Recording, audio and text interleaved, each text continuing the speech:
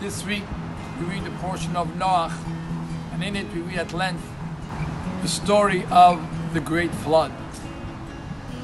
When one thinks of the flood, automatically destruction and devastation comes to mind. The entire world was destroyed with this flood.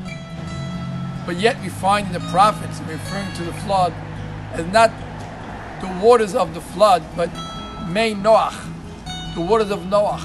And Chassidus explains the reason for it, because we are not to look at the flood as a punishment or destruction of the world, but more like a cleansing and a purification of the world. After 1500 years of robbery, immorality, idol worship, the world was necessary for a cleansing. And God brought about the flood, and we know that the flood lasted, the rain, for 40 days, corresponding with the number of 40 saw, which is a mikvah, a spiritual bath that purifies oneself. And therefore, when we look at the flood as a purification process, a cleansing process, it takes on an entirely new meaning.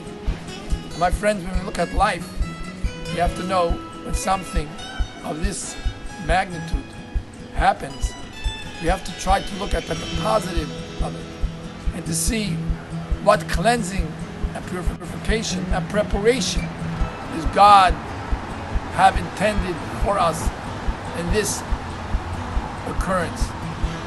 Just like the flood purified the world and a new world began, so too, when God forbid some time of devastation or punishment occurs in one's life, we have to look for the lesson that we must learn from it, and more important, how we are to continue to take the strength from what happened and begin preparing ourselves for new blessings that God is going to bring upon us.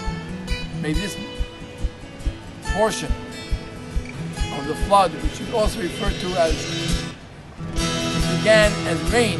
Rain is seen as a sign of blessing. Bring blessing for every single one of us. And may it bring the purification to the world that we need to enter in the era of the coming of Mashiach, King, speedily in our day. Shabbat Shalom.